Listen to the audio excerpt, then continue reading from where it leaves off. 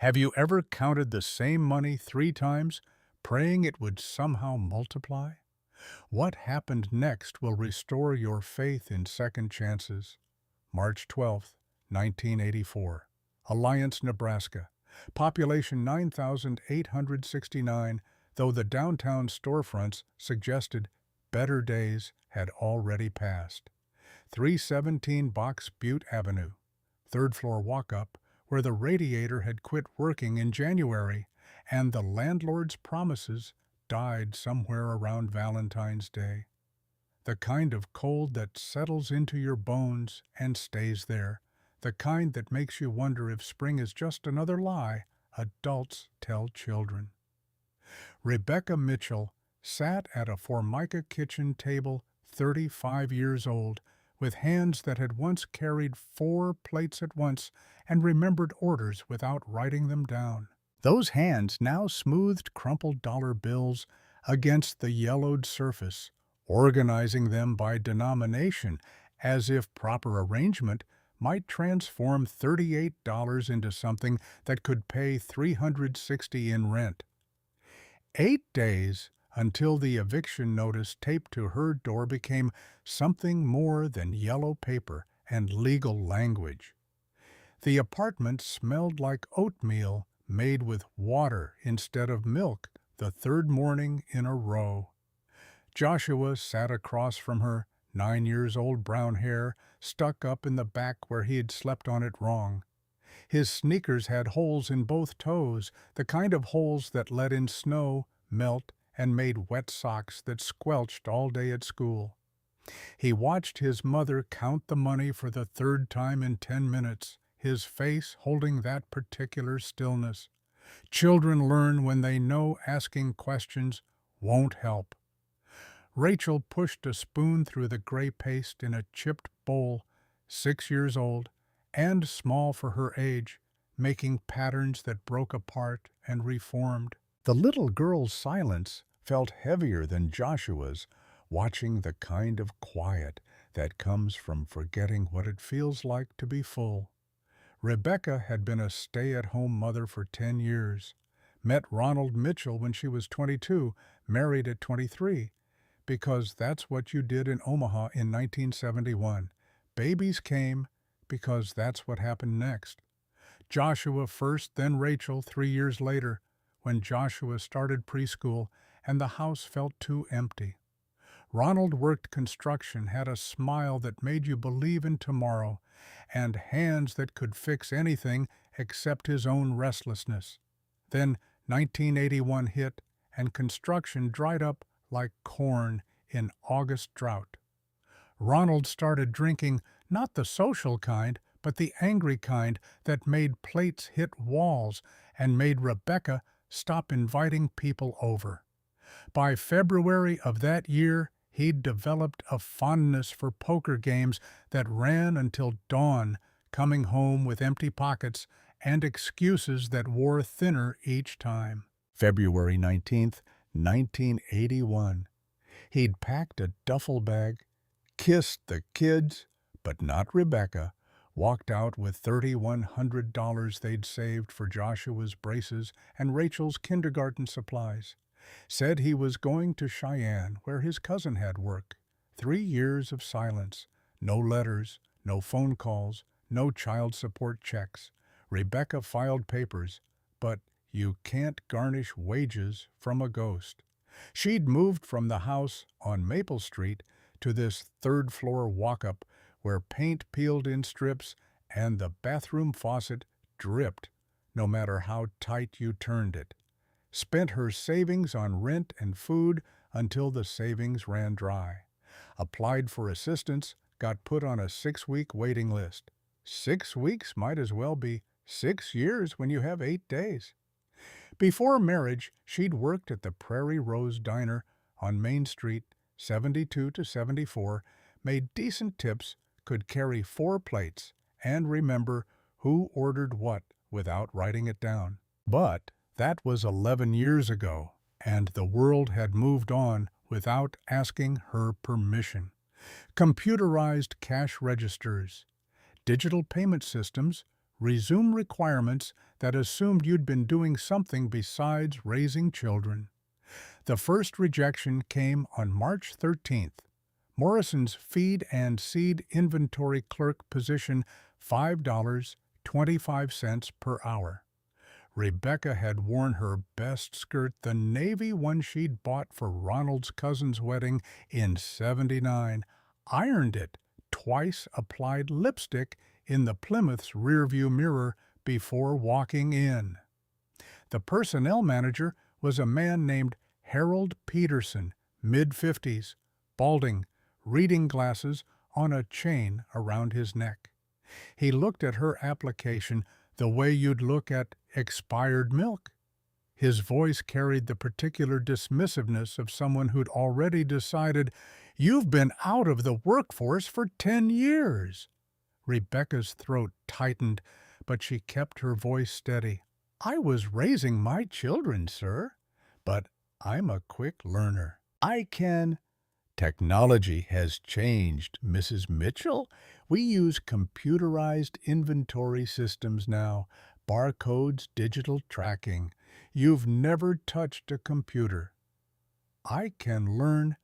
We need someone who can start immediately without training. Someone current."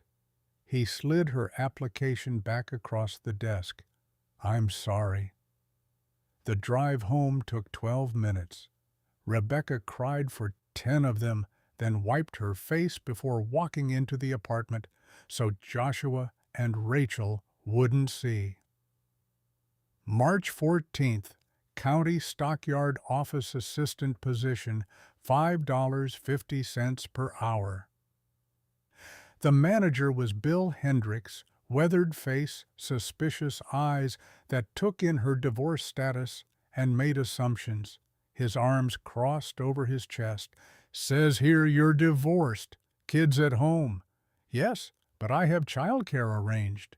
We need someone who won't miss work every time a kid gets sick. Can't afford the interruptions." Rebecca felt heat rise in her face. "My children are healthy. I've never been unreliable. I got applicants without complications. Sorry." The word complications landed like a slap. Being a mother wasn't a complication. It was the only thing she'd done right in the last 3 years. March 15th, Alliance State Bank. Teller position, $6 per hour. The manager was Eleanor Whitmore, professional kind eyes, but firm mouth, wearing a burgundy suit that probably cost more than Rebecca's entire wardrobe. Her voice was gentle but inflexible. "Banking requires state certification, Mrs. Mitchell. 6-week course through the program. Costs $180. Can you afford that?" The number hit like a physical blow. 180 was more than half of what Rebecca had left, more than half of nothing. Her voice came out smaller than she intended. I don't have that right now." "Then I'm afraid we can't consider your application. I'm sorry." March 16th, Prairie Rose Diner, the place she'd worked before marriage, where she thought her history might count for something. The owner was George Talbot, 60-something, had hired her when she was 19. His face brightened when he saw her. "Rebecca, that you hell, you haven't changed a bit." Relief flooded through her for exactly 3 seconds. "George, I need work. I can start tomorrow." "Wish I could help, but we switched to computerized POS systems last year. You know computers. I can learn. Insurance won't cover untrained staff on expensive equipment. Liability issues." He looked genuinely sorry. "If you get certified somewhere, come back.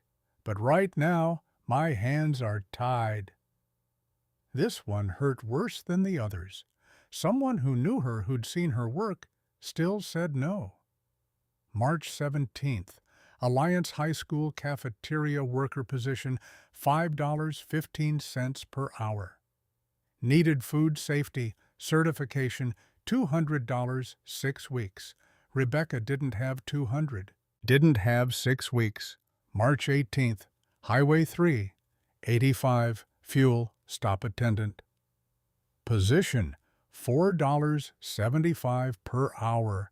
Minimum wage, pumping gas, and running registers.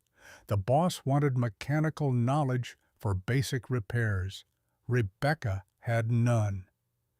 March 19th, Box, Butte County Extension Office, Administrative Assistant, $5.50 per hour, required college degree.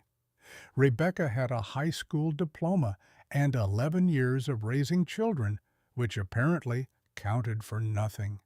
7 applications, 7 variations of not good enough, not qualified, not wanted. 7 different ways of hearing that the person you'd become while raising children wasn't the person the world needed anymore. Rebecca sat in the Plymouth Duster afterward, hands gripping the steering wheel until her knuckles went white. 1975 model transmission slipped from second to third, smelled like burning oil. Passenger door didn't lock anymore. The car felt like a metaphor for her life, barely running on borrowed time. She counted the money again. $38. Rent was $360. Eviction notice said 8 days. The math didn't work no matter how many times she rearranged the numbers in her head. Joshua had asked that morning why they couldn't go to McDonald's like his friend Tommy's family. Rachel had asked if they were poor, her 6-year-old voice making the word sound like a disease. Rebecca had smiled and lied and felt pieces of herself crack like old ceramic. The crying started quiet, then built to chest-heaving sobs that made her nose run and her mascara smear. She cried for the house on Maple Street they'd lost, for the marriage that rotted from the inside out, for Ronald who'd left them like trash on a curb, for the $38 that wouldn't stretch to cover rent and food and gas and everything else piling up, for the eviction notice waiting at home, for being 35 years old and having nothing to show for it except 2 beautiful children who deserve better than oatmeal made with water. A knock on the window made her jump. Joshua stood outside, backpack over one shoulder, confusion and worry fighting for space on his young face. Rebecca had forgotten she'd parked near his school. Must be 3:15 already. The day had dissolved into failure, and she'd lost track of time. His voice muffled through glass. "Mom, why are you crying?" She wiped her face with the back of her hand, smearing mascara across her cheek. "Just tired, sweetie. Come on, get in." The drive home was silent. Joshua kept glancing at her questions, forming and dying on his lips. Rebecca wanted to tell him it would be okay, wanted to promise things she couldn't deliver. Instead, she drove and felt the weight of failure pressing down until breathing felt difficult. That night, after the kids went to bed, Rebecca sat at the kitchen table with a calculator and notepad. She'd done this math 17 times already, but kept hoping the numbers would change. They never did. Rent due March 21st, $360. She had 38. Even if she sold everything she owned, the furniture from Goodwill, the dishes from garage sales, she might scrape together another 100. Still 200 short. She thought about calling Ronald's parents in Scottsbluff. Too proud. They'd blamed her for the divorce anyway. Said she must have driven him away. Her own parents were dead car accident in '78. Only child, no siblings, no safety net. Friends from high school had moved away or moved on. Alliance was full of people who knew her story, which made it worse somehow. Everyone watching, everyone whispering.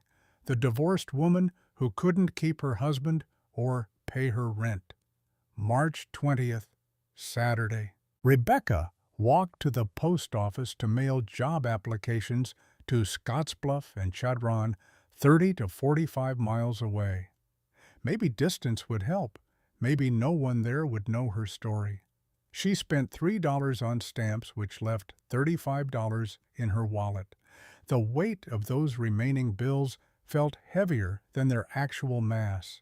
The post office bulletin board was covered in flyers, garage sales, lost cats, church bake sales. Tucked in the corner, handwritten in blue pen on lined paper, torn from a spiral notebook, farmhand needed.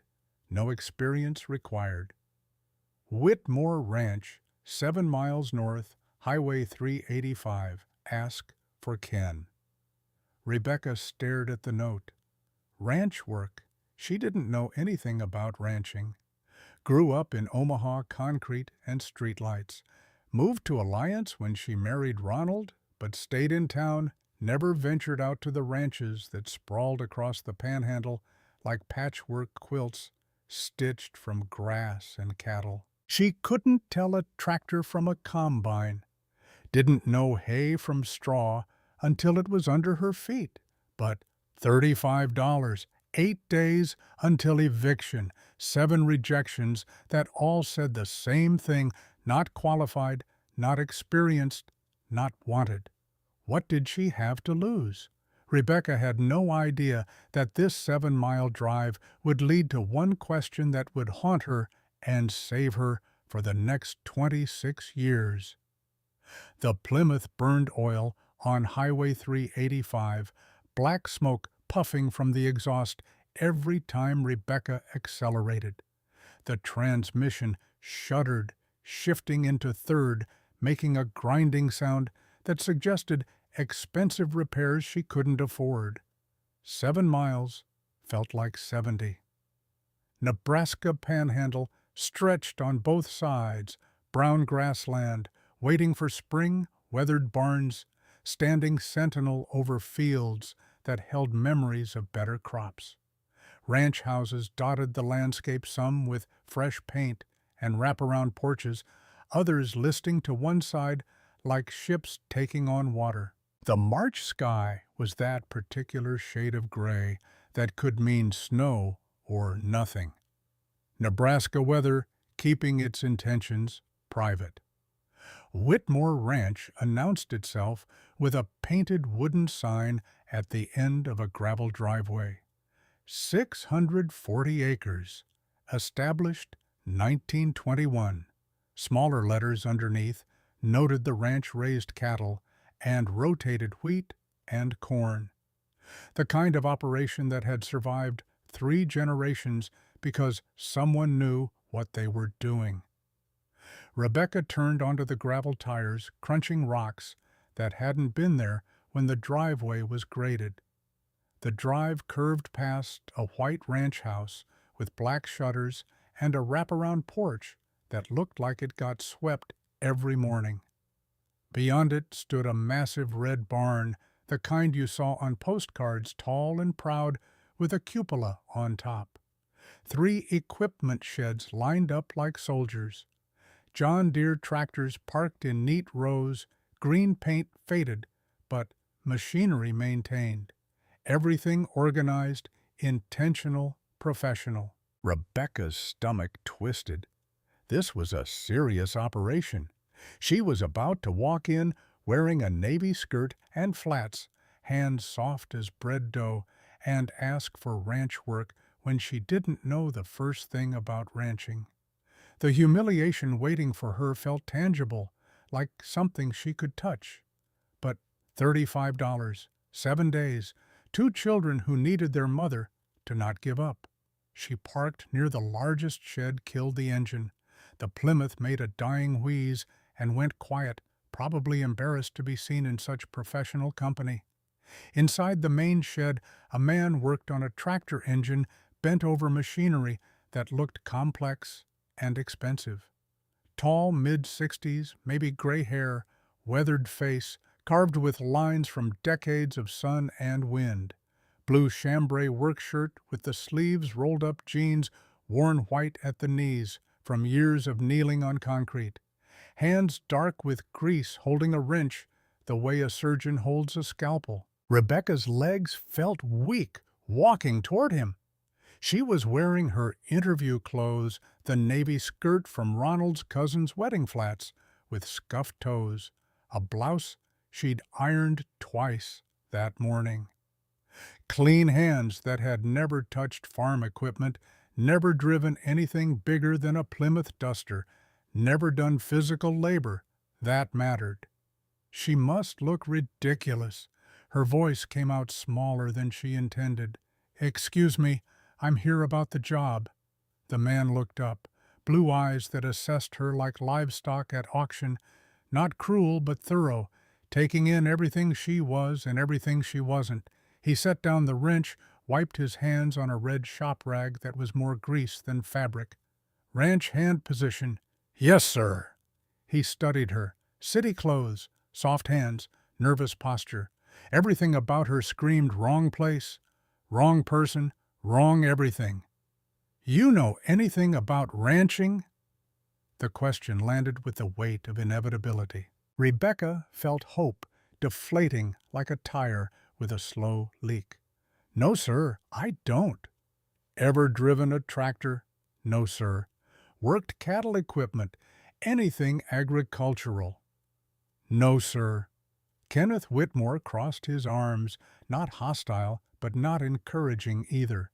The silence stretched between them like barbed wire. "Then why in hell are you applying for ranch work?" This was it, the moment Rebecca could lie, make up some story about childhood on a farm, pretend to be someone she wasn't. But she was too tired for lies, too desperate. The truth came spilling out in a rush of words she couldn't control. "Because I need a job, Mr. Whitmore." Her voice cracked, but she pushed through. "I've applied at 7 places in Alliance this past week. Every single one turned me down because I don't have recent experience. I've been a stay-at-home mother for 10 years. My ex-husband left 3 years ago, sends no child support. I have 2 kids. Joshua is 9. Rachel is 6. Tears formed despite everything she'd done to prevent them. "I have $35 in my wallet. My rent is $360 and it's due in 7 days and I don't have it. I don't know ranching. I've never worked outside in my life. But I'm a hard worker, sir. I'll learn faster than anyone you've ever hired." The tears came now hot and shameful, running down her face and taking mascara with them. "I'll show up early and stay late. I'll do whatever you need. Clean, organize, carry, lift, learn equipment. I won't complain. I won't call in sick. I won't quit. My kids are watching me right now to see if their mother can provide for them. I refuse to let them down." She wiped tears with the back of her hand, angry at herself, embarrassed. "If you give me one chance, I will prove I can do this work. I know I'm asking you to take a risk on someone with no experience. But I'm asking because I'm out of options and I'm desperate. And desperation makes people work harder than anything else." Her voice died. She stood there, breathing hard, mascara, smeared pride gone, just desperation now raw and exposed in the cold March air. Begging a stranger for a chance because she'd run out of alternatives and dignity seemed like a luxury she couldn't afford. Kenneth Whitmore studied her face, really looked not at her clothes or her soft hands or her obvious lack of qualifications, at her eyes, the desperation there, the determination underneath, the fear barely held back, the pride fighting to stay intact despite everything working against it. 15 seconds passed. Rebecca counted everyone, heard her heartbeat in her ears, felt the weight of 7 days and $35 and 2 children who needed milk and breakfast that didn't taste like cardboard. Kenneth's voice, when it came, was different than before, softer at the edges. If I hire you and the work gets hard, and it will get very hard, will you quit? The question cut through everything else. Direct, simple, the only thing that mattered. No questions about her resume or her computer skills or her certifications.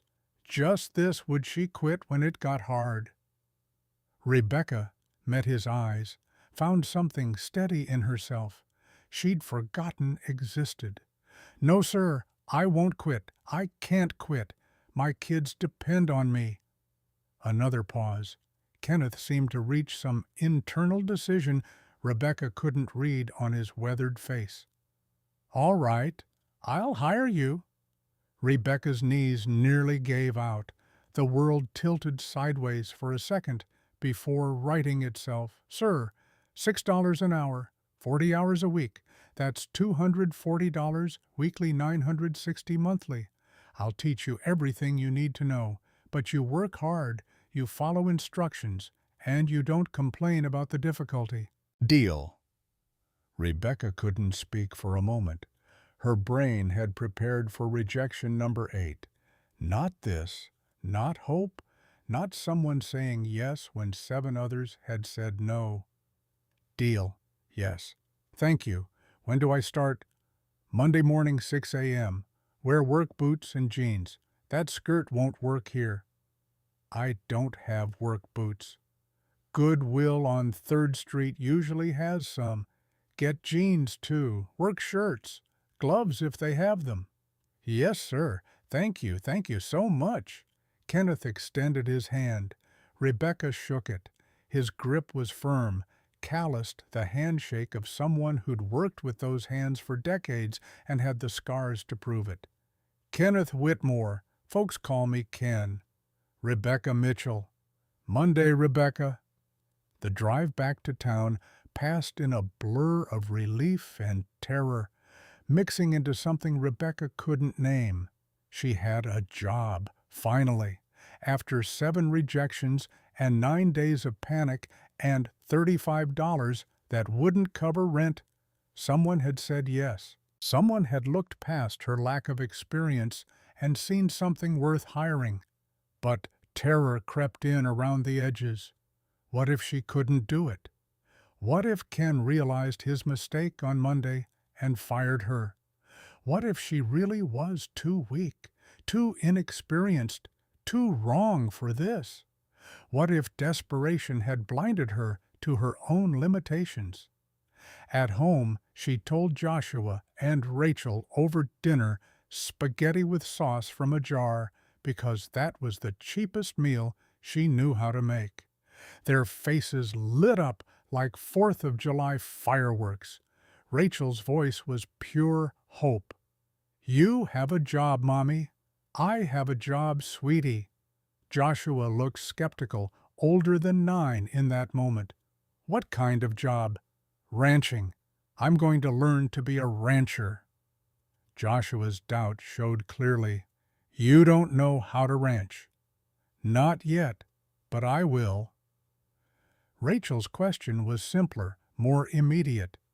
Does this mean we can get milk? Rebecca's throat tightened. Yes, honey, real milk. That weekend, Rebecca spent 28 of her remaining $35 at Goodwill on 3rd Street. Work boots, $8, brown leather, scuffed but solid, the kind that had already been broken in by someone else's feet. 2 pairs of men's jeans, $6 each, because women's work pants cost more and she couldn't afford the difference. 3 flannel shirts, $6, total faded colors, washed so many times they looked sun-bleached, soft from wear.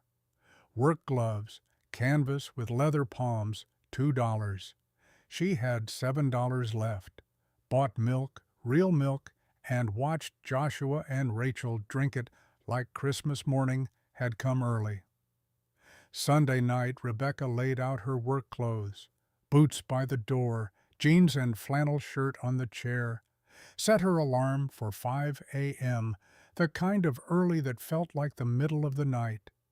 Lay in bed staring at the ceiling, too nervous to sleep, playing through scenarios of failure and humiliation. What if she couldn't do it? What if she failed in front of Ken and proved all 7 rejections right? What if she really was just a divorced mother with no marketable skills and no future beyond eviction, but 35 had become 7, and 7 wouldn't pay rent, and 2 children needed their mother to not give up? She thought about Ken's question, "Will you quit when it gets hard?" She'd said no, meant it. No matter what Monday brought, she wouldn't quit, couldn't quit, had promised Ken and herself and Joshua and Rachel that she wouldn't quit. That promise felt like the only solid thing in a world that had been shifting under her feet for 3 years. Monday, March 26, 1984, 5 a.m.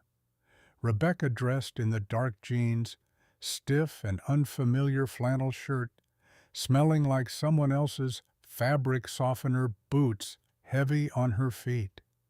Drove through empty streets to Highway 385, turned north as the sun started painting the horizon orange and pink. Arrived at Whitmore Ranch at 5:54, 6 minutes early. The Plymouth's engine ticked in the cold morning air. Rebecca sat for a moment, hands on the steering wheel, gathering courage. Kenneth was already working in the equipment shed, looked up when her headlights swept across the gravel. "You're early." Not a question, just observation. "Good." He spent 2 hours showing her around every sentence containing information she needed to absorb like her life depended on it, which maybe it did. The machine shed was 40 by 60 feet, concrete floor, spotless, despite decades of tractors and repairs. Tools organized on pegboards, every wrench and socket in its designated place. Parts shelves, labeled in Ken's careful handwriting. Hydraulic fluid here, motor oil there, grease guns in a rack by the door. Everything systematic, intentional. Ken's voice was matter-of-fact. Organization saves time. Everything has a place. When you use something, put it back where it belongs. Understand? Yes, sir. The barn next. Red paint fresh enough to smell like July. White trim clean. Hayloft above equipment storage below. Ken showed her the grain bins, tall silver cylinders, holding last year's corn and wheat harvest, explained moisture content and spoilage, and the difference between feed corn and seed corn. Rebecca took mental notes, trying to absorb information that felt like drinking from a fire hose. His instructions came rapid but clear. First task, clean and organize the tool bench in the machine shed. Sweep the floor. Put everything in order. Simple work, but important. Shows me you pay attention to detail. 8 hours. Rebecca swept and organized and sorted, hands blistering from gripping the broom handle, back aching from bending and reaching, muscles complaining about labor they weren't used to. But she finished. Tool bench, spotless tools, sorted by size and function, floor, swept clean enough to eat off if anyone was crazy enough to try. 5 p.m. She found Ken in the barn fixing a gate hinge. He walked over to the machine shed, ran a calloused hand along the bench, checked the floor, nodded once. "Good work. Same time tomorrow." That was it. No praise, just acknowledgement. Rebecca drove home, feeling like she'd run a marathon, body aching everywhere. Hands blistered despite the gloves, shoulders tight from tension, She hadn't realized she'd been carrying, but she'd done it. Day 1. Showed up, worked, didn't quit. Tuesday morning, 6 a.m. Rebecca arrived at 5:58. Ken was already in the barn feeding cattle. He saw her gestured toward the equipment shed. Coffee sat on the workbench in a thermos, steam rising when she poured a cup into the lid. Sandwiches wrapped in wax paper beside it, ham and cheese, homemade bread. Rebecca hadn't mentioned being hungry, but someone had noticed anyway. She was halfway through the first sandwich when footsteps approached. A woman appeared in the shed doorway, early 60s. Gray hair pulled back in a practical bun, wearing jeans and a ranch coat that had seen years of use. Blue eyes that assessed Rebecca the way Kenneth's had, thorough, but not unkind. Her voice carried the particular cadence of someone used to being heard, "I'm Kathleen, Ken's wife." Rebecca stood quickly, wiping crumb from her mouth. "Rebecca Mitchell, ma'am. Thank you for the coffee, and call me Kathleen." A pause, the kind that precedes honesty. "I'll be straight with you, Rebecca. When Ken said he hired a woman with no ranch experience, I thought he'd lost his mind." Rebecca's stomach dropped. Here it came, the moment someone with sense talked Ken out of his charity case. Kathleen continued, expression unreadable. "Told him we couldn't afford to train someone from zero. Told him he was letting his soft heart override his business sense." Another pause. "But he said you answered his question the right way. Said you had something he couldn't teach." Rebecca didn't know what to say to that. Kathleen's expression shifted, something warming in her eyes. "He came in last night more energized about the ranch than I've seen in years. Said you ask better questions than most hands he's had. Said you finished that tool bench organization faster and more thorough than he expected." She extended her hand. "So I was wrong, and I'm sorry for judging you before meeting you." The apology caught Rebecca off guard. She shook Kathleen's hand, grip firm and dry. "Welcome to Whitmore Ranch, Rebecca. We take care of our own here. You need anything, advice about town places, to shop for your kids, whatever, you let me know. Ranch families stick together." Kathleen left. Rebecca stood in the equipment shed, holding a half-eaten sandwich, feeling something shift in her chest. Not just a job, a place. People who saw her as more than a charity case or a risk. People who might actually believe she could do this. 7 rejections had taught her what it felt like to be unwanted. Kenneth's question had given her a chance. Kathleen's acceptance felt like permission to believe that chance might actually work out. The morning sun slanted through the shed door, painting the concrete floor gold. Rebecca finished her sandwich, drank the coffee that was still hot enough to burn hope back into her frozen places, and got back to work.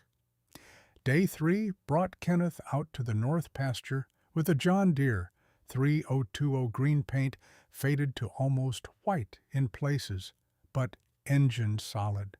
Manual transmission diesel that coughed blue smoke on cold starts. Steering wheel worn smooth by decades of hands. Kenneth's voice carried the patience of someone who'd taught this before. "Clutch in, shift to first, throttle here, let the clutch out slow." Rebecca tried. The tractor lurched forward 6 feet and died with a jerk that rattled her teeth. Engine silent. Kenneth climbed back up, showed her again. Second attempt, same result.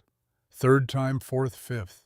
Each stall felt like evidence she didn't belong here.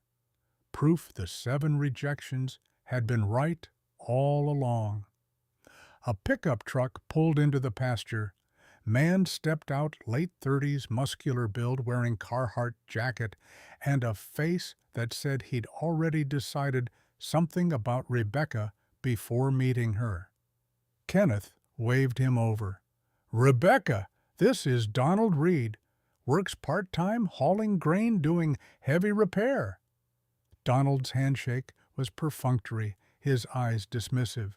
"Ranch hand with no experience. That's a new one." Kenneth's tone stayed neutral. "Everyone starts somewhere. Usually they start knowing which end of a tractor is which." Donald walked away toward the barn, not quite laughing, but close enough. Rebecca's face burned. Seventh attempt starting the tractor, the engine caught and held.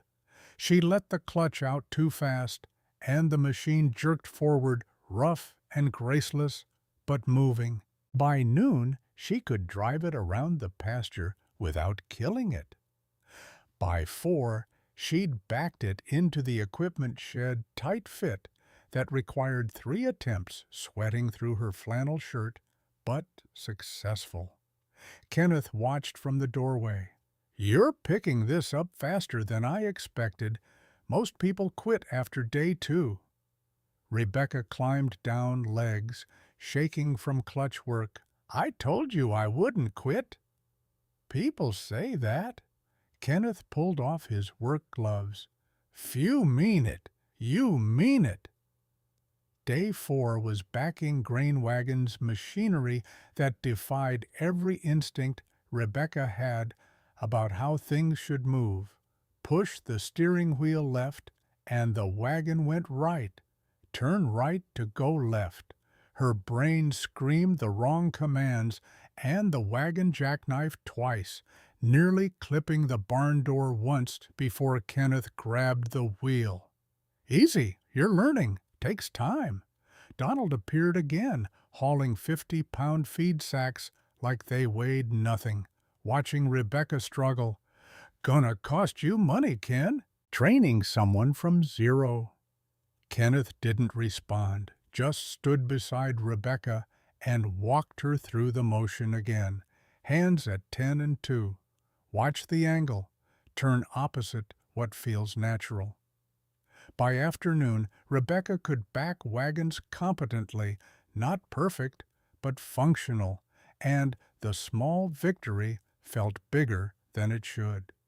Day 5 brought equipment maintenance, oil changes, filter replacements, grease points that needed servicing every 40 hours of operation. Each tractor had 70 to 90 Zerk fittings, small nipples that accepted grease guns, and Kenneth showed her every one. Rebecca's hands cramped from squeezing the gun. New blisters formed on top of Tuesday's blisters. She wrapped them in Band-Aids and kept working. Kenneth noticed something she hadn't noticed about herself. "You've got natural mechanical sense. Feel for how things fit together." Rebecca looked up from the hydraulic filter she was installing, surprised. "Really, I've never done anything like this." "Some people have it, some don't. You do." He moved to the next tractor. "Can't teach that. Either see how systems connect, or you don't." Pride flickered in Rebecca's chest, unfamiliar and fragile. She'd never thought of herself as mechanical, never had reason to, but feeling parts click into place correctly, understanding how power transferred from engine to wheels to implements, it made sense. In a way, reading instructions never could. Friday brought the first paycheck, $240 in a white envelope that felt thicker than it was. Kenneth handed it over at end of shift. "You earned it." Rebecca sat in the Plymouth before starting the engine, staring at the envelope. $240. Rent was $360. Still short $120, but survivable. She could pay what she had promised the landlord the rest in 2 weeks. Not ideal, but better than 8 days ago when she'd had $38 and no prospects. That night she started a spiral notebook, 50 cents at Alliance 5 and dime. Wrote down everything Kenneth had taught her. Tractor controls, grease point locations, hydraulic system basics, oil change intervals. Studied it before bed like cramming for a test that mattered more than any test in high school ever had. April arrived with mud season Nebraska soil thawing and turning to black paste that clung to tractor tires and boots and everything else. Alliance talked the way small towns talk 9,000 people, meaning everyone knew everyone's business within a week. At the Prairie Rose Diner, farmers gathered for breakfast like they had for decades. Coffee and gossip both served hot. You hear Ken Whitmore hired that divorced Mitchell woman, the one whose husband took off to Cheyenne. Don't know what Ken's thinking. Girl can't ranch, never even driven a tractor before March. Probably feels sorry for her. Give it 2 weeks. Ranch work's too hard for someone like that. Carol Winters worked the counter. 60-something had worked at the diner since before Rebecca was born. Mentioned it to Rebecca one afternoon when Rebecca stopped in for coffee, meant it kindly, but the words still stung. People are talking, honey. Just thought you should know. Joshua heard it at school in a different form. Alliance Elementary, 4th grade, where kids repeated what their parents said at dinner tables without understanding the cruelty they delivered. Tommy Henderson cornered Joshua by the water fountain. My dad says your mom's trying to be a rancher.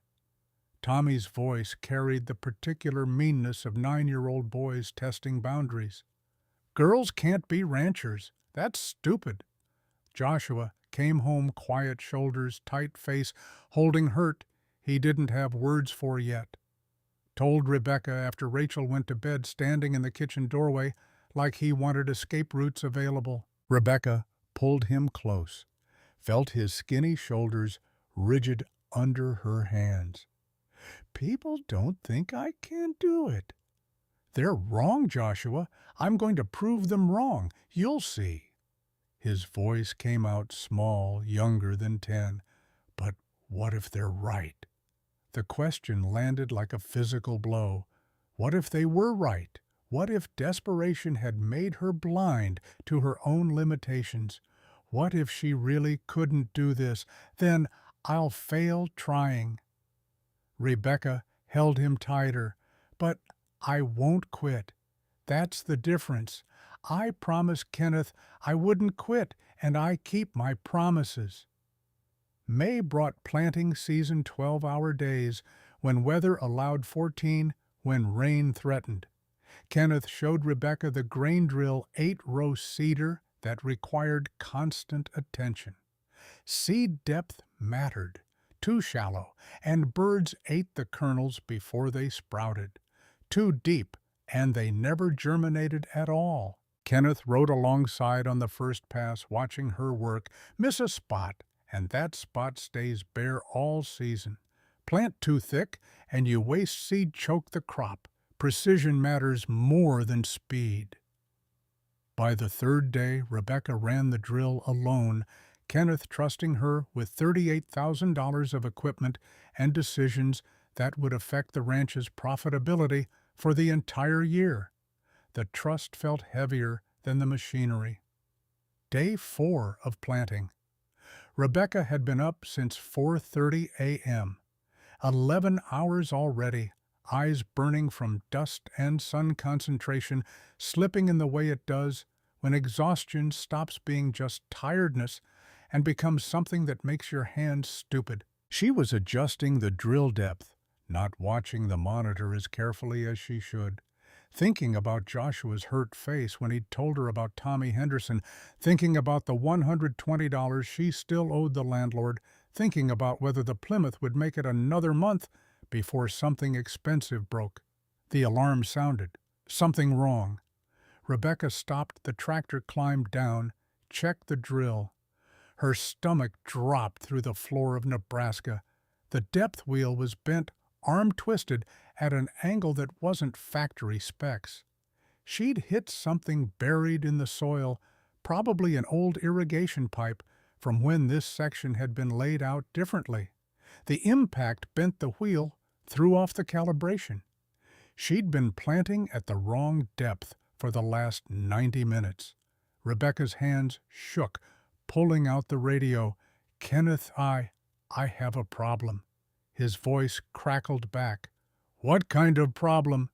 "I hit something, bent the drill shank. I've been running wrong depth for maybe an hour and a half." Silence on the radio. Then, "Stay there. I'm coming out." Kenneth arrived in his pickup, face unreadable, in the way that scared Rebecca more than anger would have. He examined the drill, checked the fields behind her, did calculations Rebecca couldn't follow. Finally, "How long you been running like this?" "Hour and a half, maybe 16 acres." Kenneth was quiet for a long moment. "We'll have to disc it under, replant the whole section. That seed wasted, fuel wasted, time wasted. You know what that costs." Rebecca's throat closed. "No, sir." "About $9,000. The number hit like getting punched. 9,000, more than she'd earn all year, even with overtime, more than she could imagine paying back. Evidence that Kenneth had made a mistake hiring her, that the 7 rejections had been right, that she was exactly what Donald Reed said she was. Her voice shook, but she forced the words out. "I'll pay it back, however long it takes. Take it out of my paycheck." "Rebecca." Kenneth's voice cut through her spiral. "Look at me." She did. Expected anger. Instead, saw something harder, more real. "This isn't your last mistake. Ranching is mistakes. Equipment breaks. Weather doesn't cooperate. You make wrong calls, hit things you didn't see. The question isn't whether you make mistakes, it's whether you learn from them." Rebecca couldn't speak. Kenneth continued, "Tomorrow we fix this. We disc replant, move forward. You pay me back by not making this same mistake twice. That's the payment I want. Understanding, clear?" "Yes, sir." Kenneth climbed back in his pickup. $180 a month for a year. Not punishment. Teaching. Actions have consequences. But consequences don't mean you failed. They mean you're learning. He drove away. Rebecca stood in the field alone, wheat stubble crunching under her boots, afternoon sun, painting long shadows across land that had just cost her $9,000 worth of lesson. Her income dropped from $960 to $780 monthly. Rent, food, gas, everything else had to come out of $780 now. The math got tighter, the margin for error got smaller. That night, Rebecca sat at the kitchen table after Joshua and Rachel went to bed, doing calculations that didn't add up no matter how many times she rearranged them. Kenneth's question echoed in her head. "Will you quit when it gets hard?" This was hard. This was the kind of hard that made you question whether trying was worth it, whether hope was just another way to prolong suffering. But she'd said no. Meant it. Couldn't take it back now, even if she wanted to, which some days she absolutely did. June brought Kathleen to the ranch house door on a Sunday morning, knocking politely at 8 a.m. Rebecca answered in her bathrobe, hair not brushed yet, surprised to see the ranch owner's wife standing on her third-floor landing. Kathleen's smile was warm but determined. "You've been here 3 months. Figure it's time you met some people. Alliance Methodist has service at 10. I'll drive." Rebecca started to protest, but Kathleen was already walking back down the stairs. "Wear something nice. Don't be late."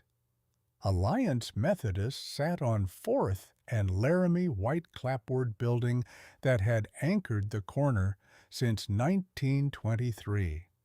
Kathleen led Rebecca through doors that smelled like old hymnals and furniture polish into a sanctuary where morning light painted the pews gold. 3 women sat in the 3rd row, ages ranging from late 40s to early 60s, wearing Sunday dresses and expressions that assessed Rebecca the way livestock judges assessed cattle. Polite, but thorough. Kathleen made introductions. "Ladies, this is Rebecca Mitchell. She's been working at our place since March. Rebecca, this is Pamela Henderson, Cynthia Klein, and Angela Moore." Pamela ran a dairy operation with her husband, 55-years-old hands that showed decades of milking twice daily. Cynthia managed wheat and cattle with her husband, 48 practical as fence posts. Angela was 60, retired teacher whose husband had ranched until a tractor accident took his leg in 79. They were polite the way church people are polite, which is to say, not actually warm yet. Rebecca felt the assessment happening, felt them cataloging everything about her. Divorced, no ranch background, working a job she wasn't qualified for. After service, Kathleen steered Rebecca toward the fellowship hall. "They do potluck first Sunday of every month. You should come." The fellowship hall smelled like casseroles and coffee that had been sitting in the urn too long. Long tables covered in dishes, ranging from elaborately decorated to clearly store-bought.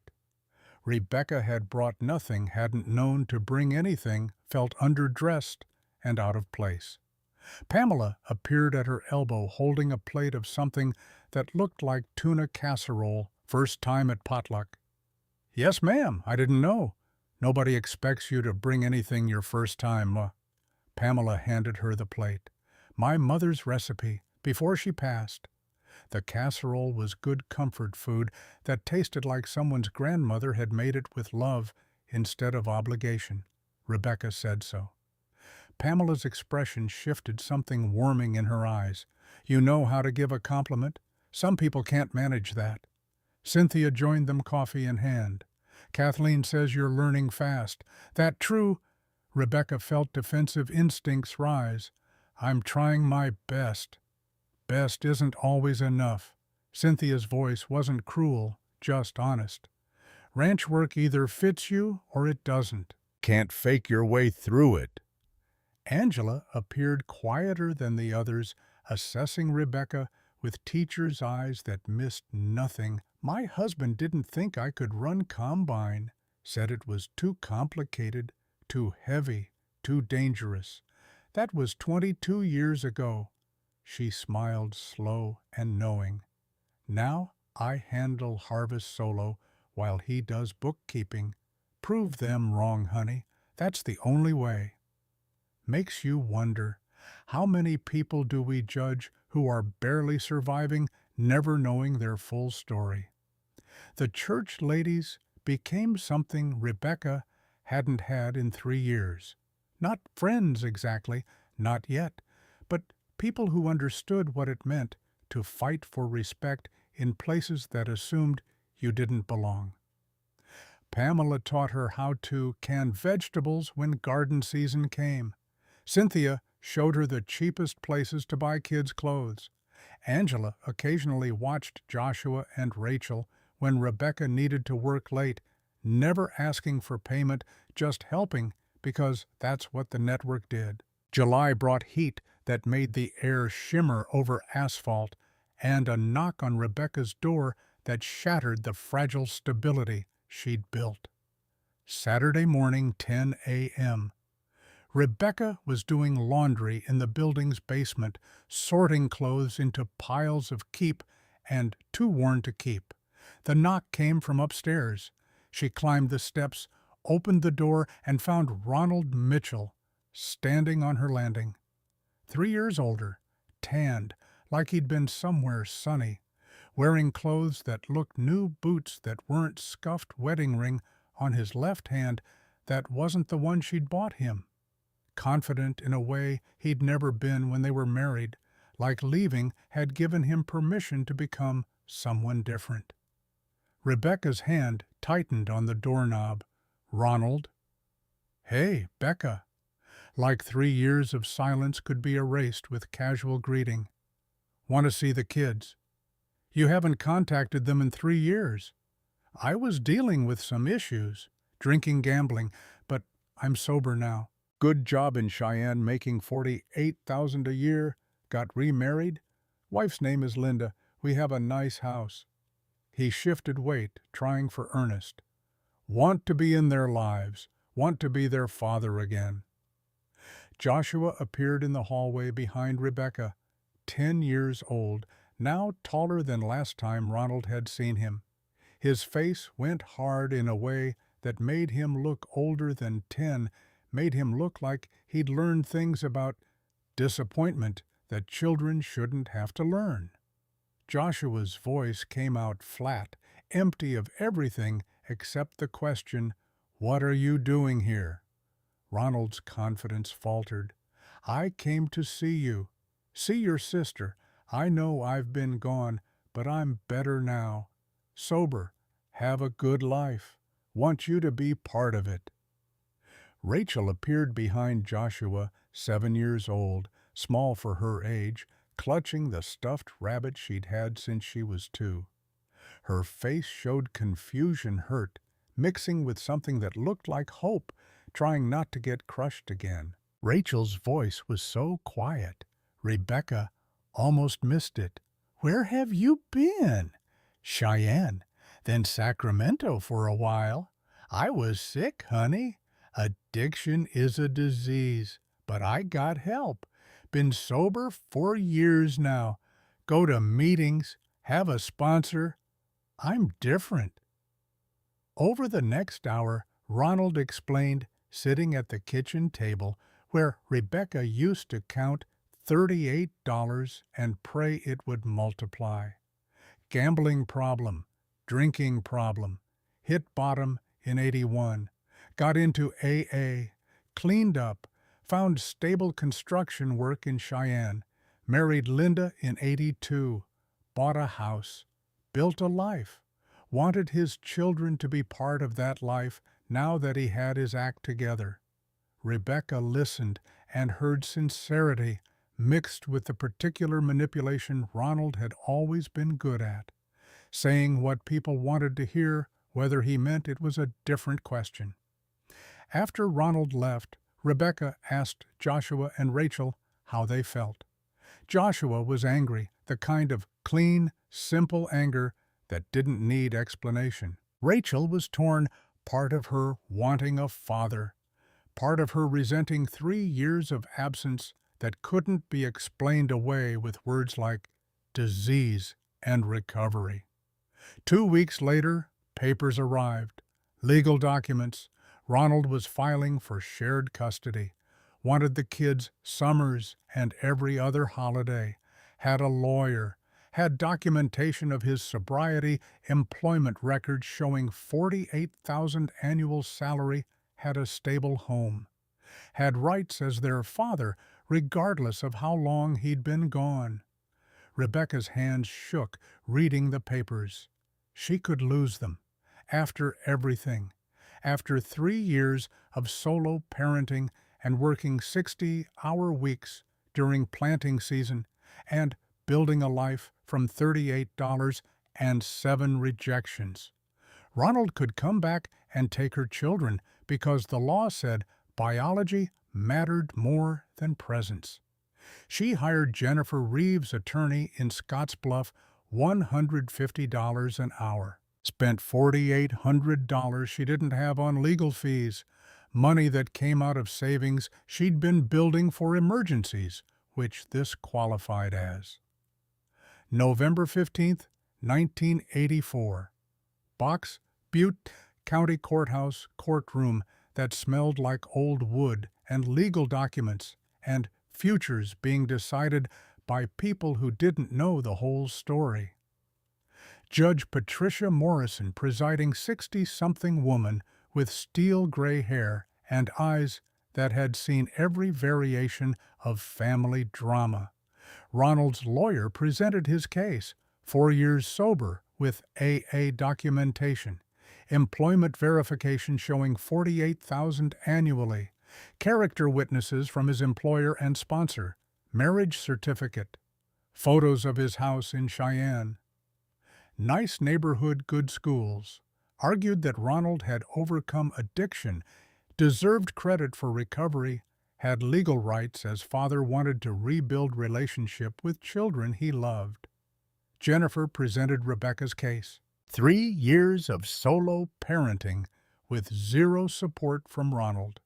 Financial records showing Rebecca provided everything while Ronald provided nothing. School records showing Joshua and Rachel thriving academically and socially. Character witnesses from Kenneth Kathleen, teachers' neighbors.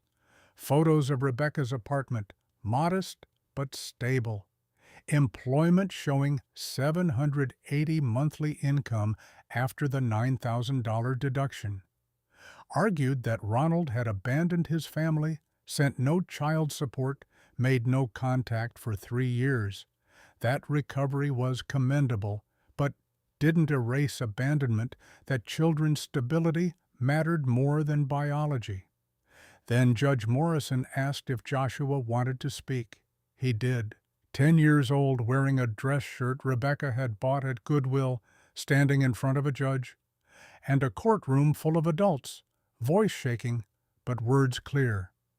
My dad left when I was 7, took our savings and disappeared. No calls, no letters, no birthday cards. Nothing for 3 years. Mom had $38 when he left. We almost got evicted. She got a job and worked harder than anyone I've ever known. Learned ranching from zero, made sure we had food and clothes and a home. She was at every parent-teacher conference, every school event, every time we were sick or scared or needed her. Joshua's voice cracked, but he kept going. Now he shows up with a nice house and a new wife and wants us for summers. He doesn't get to be dad just because it's convenient now. Mom earned that.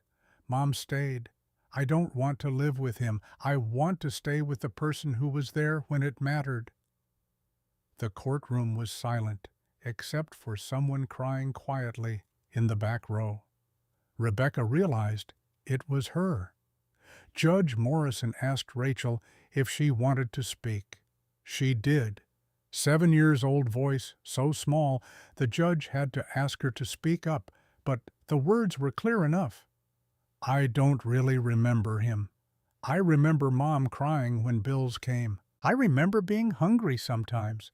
I remember Mom working all the time, but still making sure we're okay. I don't want to leave her. Judge Morrison reviewed the documentation, asked questions of both lawyers, recessed for 30 minutes to consider, returned with her ruling. Mr. Mitchell, I appreciate your recovery. Addiction is indeed a disease, and overcoming it deserves recognition. However, you cannot abandon your children for 3 years and then demand custody without first demonstrating sustained commitment. She looked at Ronald, then at Rebecca. Here's my ruling. Visitation rights granted, 1 weekend per month, supervised for the first 6 months by court-appointed monitor. Child support established at $310 monthly going forward, plus $88 monthly toward the arrears. Custody review in a year. If you maintain sobriety employment, regular visitation, and child support payments, we'll revisit the arrangement. Primary custody remains with Ms. Mitchell. Rebecca's knees went weak. She'd won. Barely. Too close. But won. In the courthouse hallway afterward, Joshua hugged her hard enough to hurt. I was so scared. Me too, baby. Me too. Ronald approached, awkward, defeated, but trying to maintain dignity. I'll see them next month. First Saturday. I'll be there. Rebecca nodded, didn't trust her voice. He kept that promise. Showed up first Saturday of December, took Joshua and Rachel to lunch with the court monitor present. Awkward for everyone, but he showed up, sent child support checks on time, maintained sobriety according to court-mandated testing. Over the next year, he rebuilt a relationship with his children. Not the relationship he'd had something new, fragile, supervised, but he tried. The years between 1985 and 87 passed in a blur of seasons and small victories that accumulated into something larger. 85 brought promotion to assistant ranch manager. Kenneth raised her pay to $8 hourly plus quarterly bonuses based on ranch performance. Her income stabilized. She moved out of the third-floor walk-up to a two-bedroom apartment on the south side of Alliance Place with heat that worked and a landlord who fixed things. 86 brought another promotion. Ranch manager, $10 hourly plus 18% of net profit. The ranch grossed $230,000 that year, netted $82,000 after expenses. Rebecca's 18% bonus was $14,760. Total earnings, $46,000, more than she'd imagined making, more than Ronald had ever earned, enough to save $48,000 over 3 years through disciplined spending. 87 brought Donald Reed's resignation. Walked into Kenneth's office on a December morning, face red, voice tight with anger that had been building for 4 years. I'm done. I'm not working for a ranch run by a woman who doesn't know what she's doing. Kenneth didn't try to change his mind. Good luck finding another job in Box Butte County. Donald left. Rebecca felt relief more than triumph. One less person hoping she'd fail, one less source of daily friction reminding her she didn't belong. The community shifted. Ranchers who'd mocked her in March of '84 now asked advice about equipment maintenance schedules and crop rotation strategies. The diner conversations changed from when will she quit to how'd she get those yields on Section 12. The church ladies became close friends. Pamela taught Rebecca how to negotiate with grain buyers. Cynthia showed her the cheapest way to bulk buy winter coats for kids. Angela helped Joshua with algebra homework when Rebecca's education hit its limits. Not charity, just the network taking care of its own because Rebecca had proven she was worth taking care of. February 1988 brought Kenneth's cough, the kind that started as clearing his throat and evolved into something that bent him double and left him breathless. Kathleen made him see the doctor in March. Chest X-ray, CT scan, biopsy that came back with results that felt like getting punched. Lung cancer, stage 3, likely from decades of agricultural chemical exposure before regulations tightened, before safety equipment became standard, back when ranchers sprayed pesticides in T-shirts and breathed whatever the wind carried. Doctor gave prognosis, with treatment 3 to 5 years, without 6 to 9 months. Kenneth chose chemotherapy.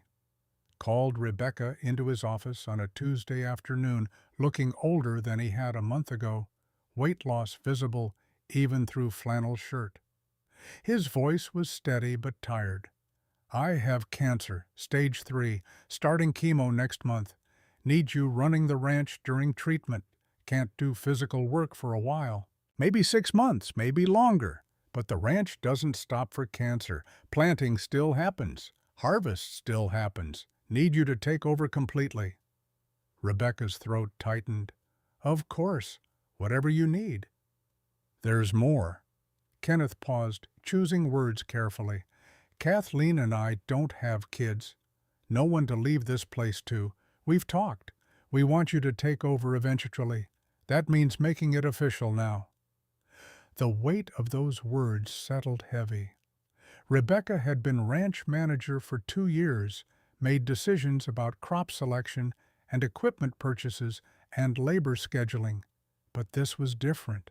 This was succession, legacy, the ranch passing from one generation to another. Her voice came out smaller than intended. "I'm not ready."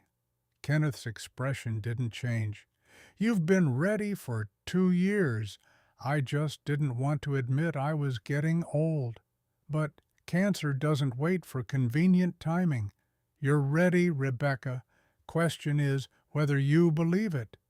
Outside the office window, Nebraska wind bent the grass in waves that looked like ocean water if you squinted right. Kenneth had asked her a question 4 years ago that changed everything. Now he was asking another one quieter, but just as important. Not will you quit, will you lead? Rebecca looked at the man who'd given her a chance when 7 others said no, who'd taught her ranching from zero, who'd deducted $180 monthly. To teach her consequences mattered but didn't mean you failed, who'd believed in her when she didn't believe in herself. "Yes," she said, "I'll do it." May 1988. Kenneth promoted Rebecca to full ranch manager with complete operational authority. $11 hourly plus 20% of net profit calculated quarterly paid annually. He wanted her to have skin in the game, as he put it. Performance bonuses meant she worked to maximize profit, not just collect a paycheck. The ranch grossed $270,000 that year, netted $96,000 after expenses, fuel seed equipment repairs, seasonal labor. Rebecca's 20% was $19,200. Combined with base salary, she cleared $49,000 total, more than she'd dreamed possible when she had $38 and 7 rejections. She'd saved $64,000 over 4 years through the kind of disciplined frugality that came from remembering what it felt like to count change and hope it multiplied. Drove a used Ford instead of new, bought groceries on sale, wore clothes until they needed replacing instead of following fashion. Every dollar saved was freedom earned distance between herself and the third-floor walk-up where heat didn't work, and eviction notices came in yellow envelopes. Chemotherapy wrecked Kenneth. Strong man reduced to someone who moved carefully and slept heavily and couldn't keep food down most days. Hair gone by June, skin gray by July, weight dropping until his shirts hung loose and his belt needed new holes punched. But he kept coming to the ranch when he could. Sat in the office reviewing Rebecca's decisions, asking questions that pushed her thinking, watching her run operations with competence he'd spent 4 years teaching. Some days he'd last until noon. Other days Kathleen would call and Rebecca would find him asleep in his truck parked by the equipment shed, too stubborn to admit exhaustion had won. By December he was in partial remission. Cancer hadn't disappeared, but had stopped growing cells, holding position like armies waiting for orders. Doctors gave cautious optimism, maybe 5 years if lucky, maybe more if treatment held. Kenneth called Rebecca to the ranch house in late December, the place she'd driven past that first day in March of '84 when desperation had felt like the only honest thing about her. Inside was comfortable in the way working ranches are comfortable. Furniture chosen for durability, not fashion. Ranch magazines on the coffee table. Photos of Kathleen's family covering one wall, nieces and nephews they'd helped raise since they had no children of their own. Kathleen made coffee. The three of them sat at the kitchen table where Kenneth and Kathleen had eaten breakfast for 41 years of marriage. Kenneth's hands shook slightly, holding his mug chemotherapy side effects that might never fully fade. "I'm 67. Cancer's in remission, but it'll come back, probably sooner than later. Need to think about what happens to this ranch when I'm gone." Rebecca waited, knew this conversation was coming, but hadn't prepared for it, because how do you prepare for someone you love planning their absence? "My brother ranches in South Dakota, doesn't want this place, has his own operation. Kathleen and I don't have kids." Kenneth looked at Kathleen, who nodded, then back to Rebecca. "Could sell to some corporate outfit, one of those big operations buying up land everywhere. But I'd rather burn it down than see it become another number on a spreadsheet managed from an office in Chicago." He paused, the kind of pause that comes before words that change trajectories. "Want to sell it to you?" Rebecca's mind raced through calculations that didn't add up. The ranch was worth close to $1 million. She had $64,000 saved, nowhere near enough for a down payment on an operation this size. "Kenneth, I don't have money for a down payment on a ranch this size." "I know. That's why I'm offering owner financing. How much you got saved?" $64,000. "I'll take $24,000 down. You pay me $3,100 a month for 20 years. Total price $768,000. Ranch is worth about $980,000, but I'd rather sell below market to someone who'll take care of it than full price to a stranger." Rebecca did the math silently. $3,100 monthly was $37,200 annually. Ranch netted $82,000 to $98,000 depending on commodity prices and weather. After the payment, she'd clear $44,800 to $60,800 for living expenses. Tight, scary tight, but doable if she managed carefully. "Why are you doing this?" Kenneth's expression softened in a way she'd rarely seen. "Because you earned it. Because you saved this ranch when I had the heart scare 2 years back. Because you're the best rancher I've known and you started from zero. This land deserves an owner who'll take care of it. That's you, Rebecca." Kathleen reached across the table, put her hand on Rebecca's. "We talked about this for months. Watched you grow from someone who couldn't start a tractor to someone who runs this operation better than Kenneth did at your age. You proved yourself 1,000 times over. Say yes." Rebecca's throat tightened. 4 years ago, she'd stood in an equipment shed crying and desperate, begging for a chance. Now these people wanted to give her a ranch worth close to $1 million, wanted her to own the land she'd learned to love, wanted her to carry forward something Kenneth's grandfather had started in 1921. "Say yes," Kenneth repeated, voice firmer. "Yes, absolutely yes." January 15th, 1989.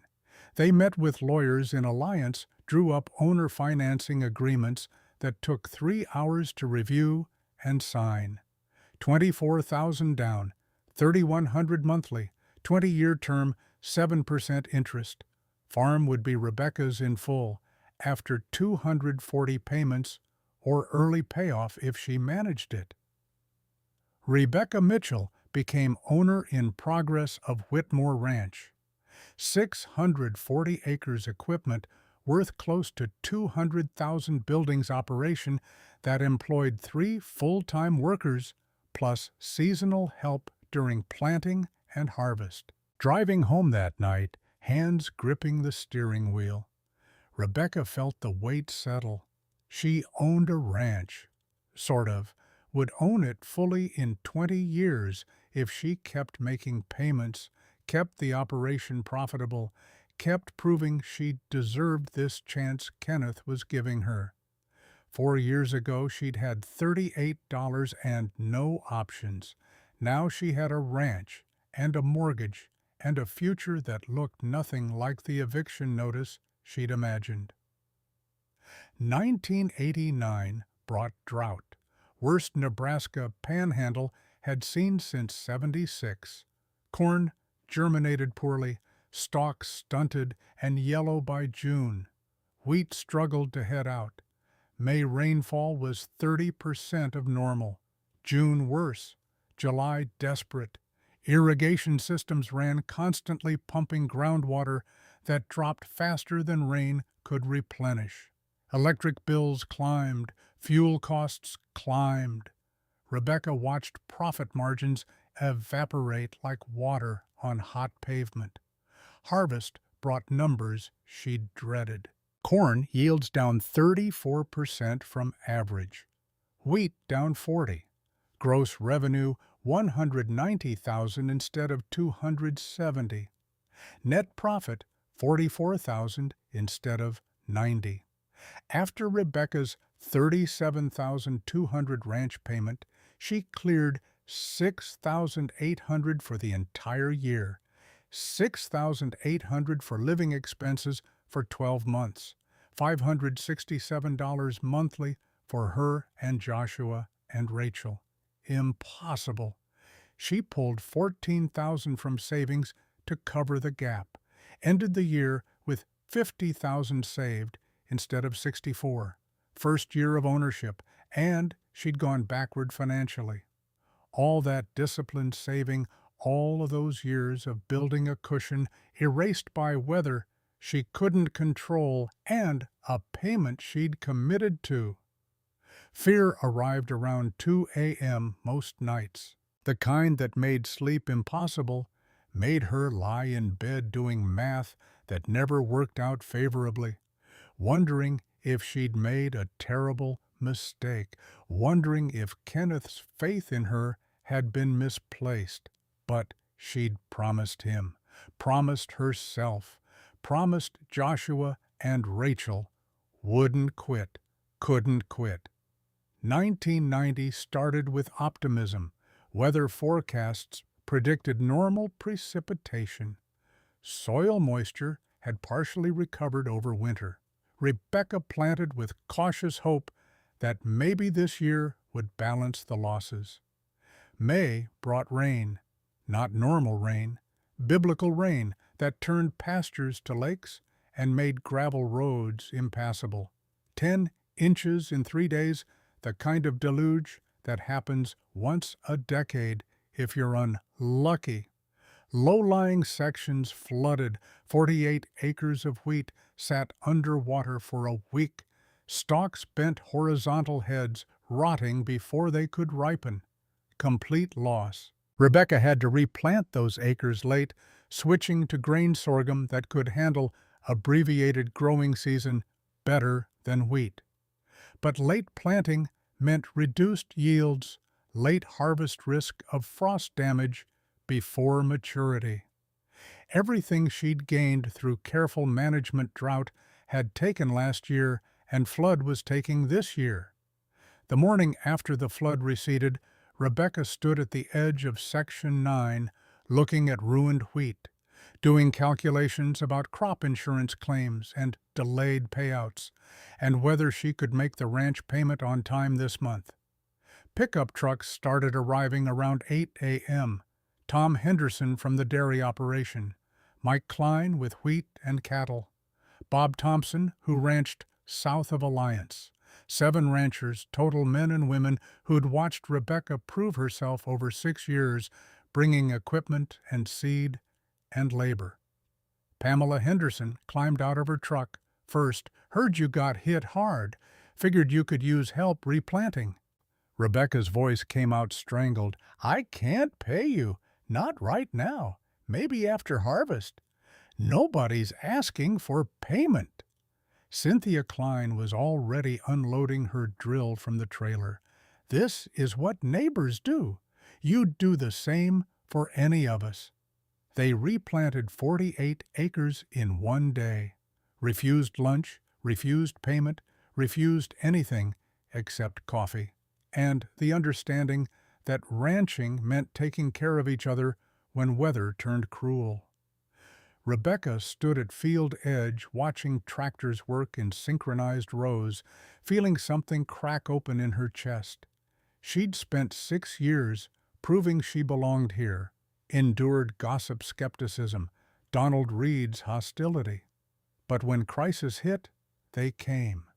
Not because they owed her, because she was one of them now, had earned her place through 6 years of showing up and working hard and not quitting when drought stole her profit margin. That evening, she thanked each person individually, tried again to offer payment. They all refused. Tom Henderson gripped her shoulder the way ranchers do, firm and brief. You'd do the same for any of us. That's how this works. Final numbers for 90 came in better than feared. The replanted 48 acres yielded 80% of normal. Not great, but not disaster. Remaining acreage produced well. Weather cooperated during critical growth periods. Total gross revenue, $240,000. Net profit, $59,000. After ranch payment, Rebecca cleared $21,800. Better, survivable. She rebuilt savings, slowly ended the year with $58,000 instead of $50,000. The years between 91 and 93 passed in a rhythm of seasons, planting in April and May, growing in June and July, harvest in August through October, winter planning and equipment maintenance. Rebecca hired carefully, using Kenneth's question. Will you quit when it gets hard? Hired based on character instead of credentials. Nicole Harper walked into the ranch office in spring of '96, 19 years old, baby daughter, 6 months old, strapped to her chest, in a hand-me-down carrier. No ranch experience, no education beyond high school, just desperation written across her face in letters Rebecca recognized. Rebecca interviewed her in Kenneth's old office, which still smelled faintly like his coffee, even though he'd been gone 3 years. Why do you want to work here? Nicole's voice shook. Need a job. My daughter needs food and diapers and a place to live. Her father left when I told him I was pregnant. My parents kicked me out. I'm living with a friend, but that can't last. I'll do anything. Please. Rebecca heard herself in those words. Heard March of '84, $38 and no options. If work gets hard, will you quit? Nicole started crying. I can't quit. My baby needs me. I'll work until I drop. Hired, $8 an hour. Bring your daughter to work if you need to. We'll figure it out. Nicole worked for Rebecca 8 years, brought her daughter to the ranch until kindergarten, baby sleeping in Rebecca's office in a playpen tucked in the corner while Nicole ran equipment and learned ranching from zero the same way Rebecca had. Catherine Lawson applied in '99, 50 years old, divorced, 6 months, no recent work experience. Rejected by every business in Alliance and Scottsbluff before trying the ranch. Applied for bookkeeping assistant position working under Carol, who'd been keeping the ranch books since Kenneth's father ran things. Rebecca interviewed her in late spring, saw the pattern immediately. Woman, no recent experience, desperate. The world said, "Not qualified." Rebecca knew better. "You have no accounting experience." Catherine's shoulders slumped. "No, I was married 28 years, raised 3 kids. My husband left me for someone younger. I need work. Nobody will hire a 50-year-old woman with no experience." Rebecca smiled slow and knowing. "I was you 15 years ago, 35, divorced, no experience, 7 rejections. Then someone gave me a chance." She asked the question, "If work gets hard, will you quit?" Catherine's eyes filled. "No, ma'am. I need this job more than I can explain." "Hired, $7.50 an hour. Carol will train you." Catherine worked until she retired, learned accounting became indispensable, proved again that giving someone a chance could change trajectories. Over 10 years, Rebecca hired 19 people. 16 had 0 ranch experience when hired. She asked Kenneth's question every time, hired based on answers. 16 of 19 stayed longer than 2 years, 84% retention versus 38% industry average. Her philosophy worked because it valued determination over credentials, character over resume, hunger over polish. The same things Kenneth had valued when he looked at a desperate divorced mother in March of '84 and asked one question that changed everything. May 1993. Kenneth's cancer returned with vengeance that made remission feel like false hope. Spread to liver. Stage 4. No more partial victories, just progression and pain management and time measured in weeks instead of years. Hospice care began. Kathleen managed it at home with nursing support, refusing hospital because Kenneth wanted to die in the house his grandfather built. Rebecca visited every evening after ranch work, sat by his bedside, talked about weather and commodity prices and equipment that needed replacing, normal things that let them both pretend this wasn't goodbye. Early June. Kenneth rallied enough to speak clearly mind, cutting through morphine fog for 15 precious minutes, reached for Rebecca's hand, grip weak but deliberate. "You've paid 4.5 years, 40,500 so far. You have 727,500 left over 15.5 years. Rebecca's throat closed. "I'll get it paid, Kenneth. I promise." "I know you will, but I'm changing the terms." He gestured to the nightstand. Kathleen handed Rebecca an envelope. "My new will. Read it after I'm gone. Take care of Kathleen. She'll need you." "I will." June 9th, 1993. Kenneth Whitmore died peacefully at home, Kathleen holding one hand, Rebecca holding the other, both of them crying quietly while hospice nurse made necessary calls and pretended not to notice grief that couldn't be contained in professional boundaries. Alliance Methodist filled beyond capacity for the funeral. 320 people, every rancher in Box Butte County, suppliers, customers, people Kenneth had known for decades, people whose lives he'd touched through quiet kindness and steady example. Kathleen asked Rebecca to speak. Standing at the pulpit, looking at hundreds of faces blurred by tears, throat so tight, breathing hurt. "Kenneth Whitmore saved my life in March 1984. I was 8 days from eviction. 7 places had rejected me. I had $38 and 2 hungry children. I was out of options." Her voice steadied as she continued. "Kenneth asked me one question. If I hire you and the work gets hard, will you quit? I said no. He believed me. That decision changed everything. Kenneth gave me a job, taught me ranching, made me manager, sold me his ranch. He saw potential where others saw risk.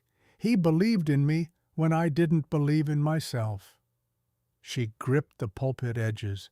I owe him everything I have, everything I've become, all because he asked one question and gave me a chance. The church was silent, except for Pamela and Cynthia and Angela crying in the third row. Kathleen nodded from the front pew, dabbing her eyes with tissue, mouthing thank you. 2 weeks later. Attorney's office in Alliance. Richard Parsons presiding. Present. Kathleen Rebecca Kenneth's brother, William, from South Dakota.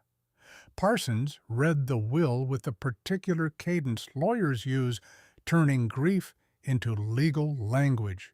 To Kathleen, ranch house plus $172,000 cash plus retirement accounts, totaling $295,000. Set for life, comfortable, secure in ways ranching rarely allowed. To William, $42,000 plus, family heirlooms, photos, and tools that had belonged to Kenneth's father and grandfather. Then Parsons looked at Rebecca. To Rebecca Mitchell, I leave 50% ownership of Whitmore Ranch debt-free. Rebecca gasped. The room tilted. 50%, debt-free, not owed, not contingent, just given. Parsons continued, this means Ms. Mitchell now owns 50% of the ranch outright, no payment owed. The remaining 50% ownership transfers to Kathleen Whitmore. Ms. Mitchell's remaining debt of $727,500 is forgiven. Rebecca couldn't breathe. The numbers wouldn't process. She'd owned nothing, now owned half a ranch worth close to $1 million, free and clear, debt forgiven. Kathleen smiled through tears. Kenneth and I discussed this for months. He wanted you to have it. You earned it, Rebecca. Parsons wasn't finished. The will specifies Ms. Mitchell has first right of refusal to purchase Kathleen's 50% share if Kathleen ever wishes to sell. Appraisal value to be determined at time of sale. Rebecca's financial position before the will owned 0%, owed $727,500. Position after owned 50%, free and clear value, approximately $540,000. Net worth had jumped from negative to positive $540,000 overnight. From debt to equity, from renting to owning, from borrowing hope to possessing it. That night, Rebecca sat at her kitchen table, same table where she'd counted $38 9 years ago, doing different math now. Kenneth had given her more than a ranch. He'd given her proof that determination mattered more than credentials, that character counted more than resume, that one person believing in you could change trajectories you thought were fixed. January 1995. Kathleen called on a Tuesday morning voice carrying the particular weight of decisions that hurt even when they're right. I'm 72, Rebecca. Nebraska winters are too harsh without Kenneth. My sister lives in Arizona. I'm moving there in March. Need to sell my 50% of the ranch. Rebecca's stomach dropped. How much? Had it appraised last week. $595,000 for my half. Ranch value increased to $1.19 million since Kenneth died. Rebecca didn't have $595,000, had $68,000 saved, which felt like a lot, until you needed $600,000. Alliance State Bank, same institution that had rejected her teller application 11 years ago. Different manager now, younger, but same building, same loan committee. Rebecca walked in wearing ranch clothes boots, still carrying mud from morning feeding application in hand. The loan officer reviewed her file. "You've run Whitmore Ranch profitably for 7 years. Ranch grosses $240,000 annually. Nets $90,000 on average. We'll approve the loan. $595,000 at 8% interest. 15-year term. Payment $5,690 monthly." Rebecca accepted. Signed papers that committed her to 15 years of payments mortgage that would own her mornings and nights and every decision she made until 2010. February 19, 1995, Rebecca paid Kathleen $595,000, became 100% owner of Whitmore Ranch. Total invested to own the ranch, $24,000 down in '89. $40,500 paid before Kenneth died. $595,000 mortgage in '95. Total $659,500 invested for ranch, worth $1.19 million. Equity $530,500. The ranch was hers, all of it. Land, equipment, buildings, legacy, responsibility. Everything Kenneth had built over 5 decades now belonged to the woman who'd walked into his equipment shed 11 years ago with $38 and no options. 2005. Rebecca paid the mortgage off aggressively, made extra principal payments every year when harvest exceeded projections. Refinanced in '98 for lower interest rate, accelerated payoff schedule. Ranch paid free and clear by 2005, 11 years instead of 15. Financial position, ranch value, $1.82 million. Liquid savings, $445,000. Total net worth, $2.265 million, from $38 in March of '84 to $2.265 million 21 years later. The math was absurd, the trajectory impossible, except it had happened. Joshua graduated University of Nebraska-Lincoln in 2006 with agriculture business degree.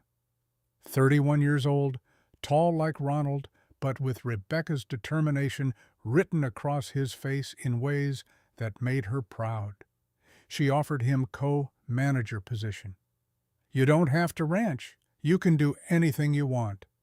Joshua shook his head. "I want to, Mom. You built something here. I want to be part of it." Rachel had become large animal veterinarian in 2003, took care of cattle and horses throughout Box Butte County. Didn't ranch full-time, but helped during calving season, treated sick animals, was part of the operation tangentially.